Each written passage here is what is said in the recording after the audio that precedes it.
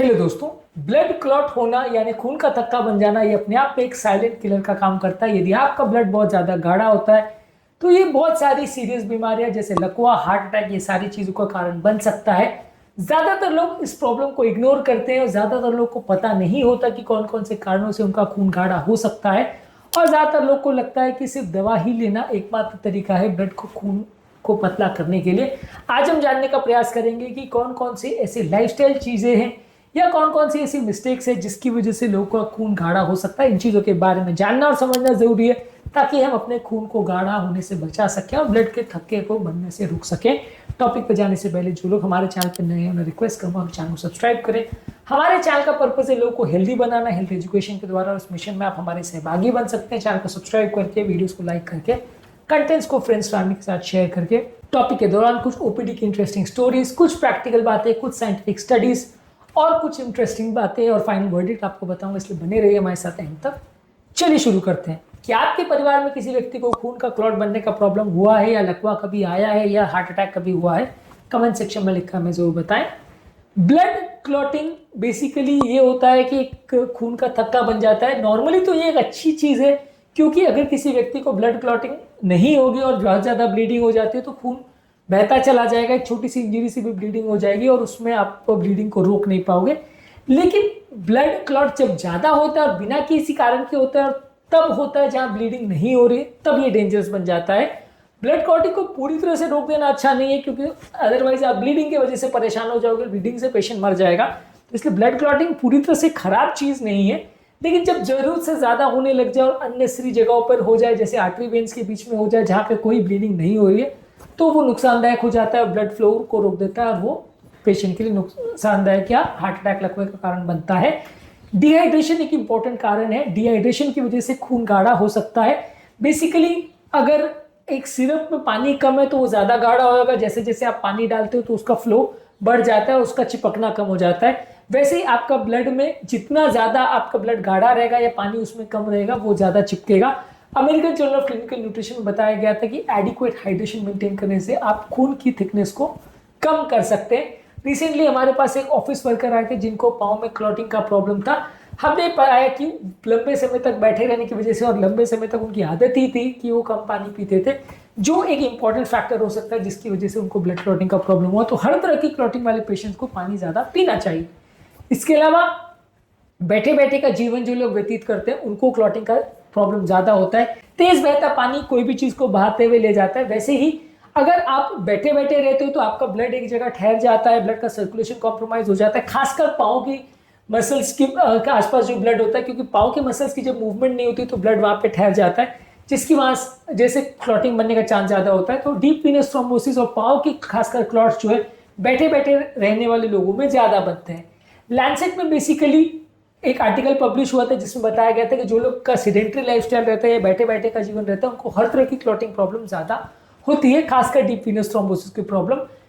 कुछ देर या कुछ घंटे भी लंबे समय तक बैठे रहने से भी ये प्रॉब्लम हो सकती है।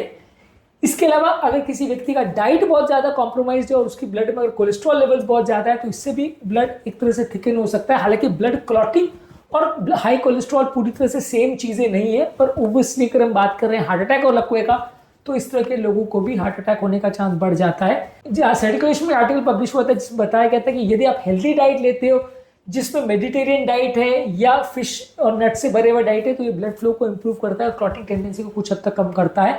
कोलेस्ट्रॉल लेवल्स को भी अगर आप कंट्रोल करते हो अपनी डाइट द्वारा तो इससे भी फायदा मिलता है।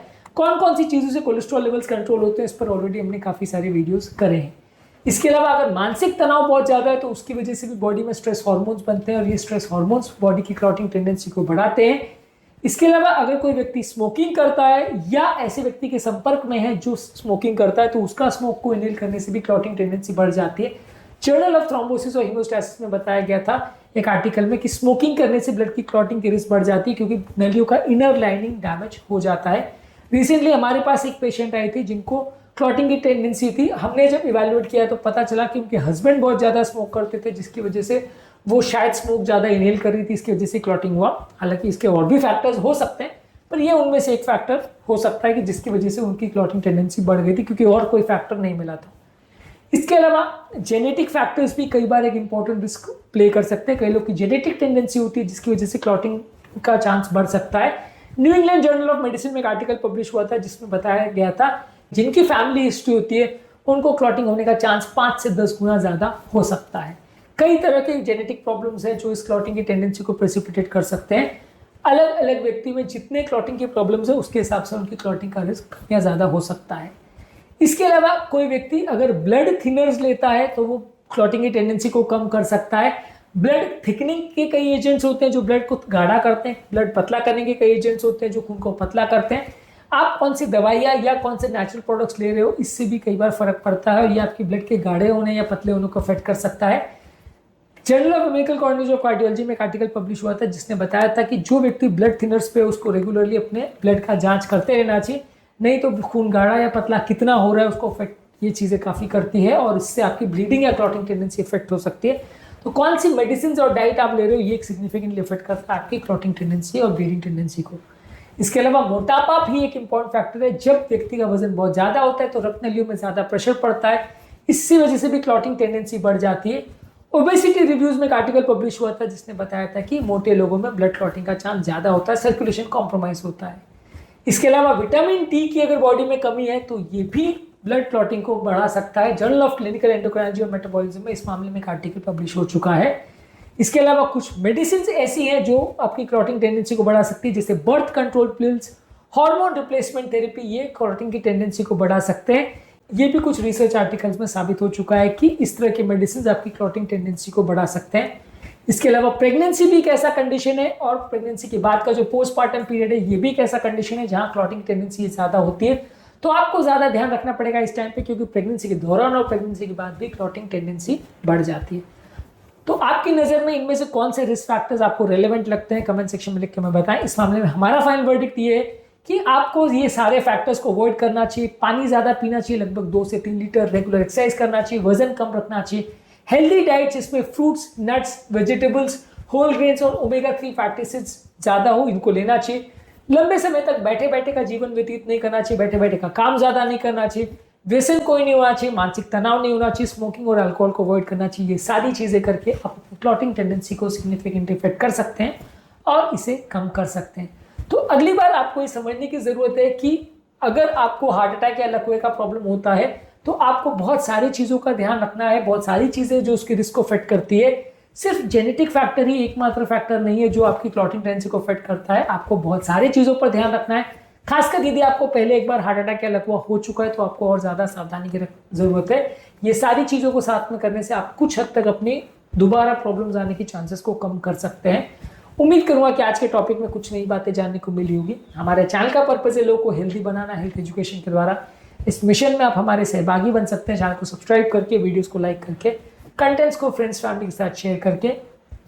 टॉपिक के दौरान अगर आपके मन में कोई विचार आते तो कमेंट सेक्शन में लिख के हमें बताएं। आपकी कोई पर्सनल प्रॉब्लम्स भी है हेल्थ रिलेटेड तो कमेंट सेक्शन में लिख के हमें बताएं। हम आपकी प्रॉब्लम्स को सॉल्व करने का प्रयास करेंगे। आपके कमेंट्स हमें मोटिवेट भी करते हैं और इंस्पायर भी करते हैं, इसलिए हमारे वीडियोस को देखते रहिए, शेयर करते रहिए और कमेंट्स करते रहिए।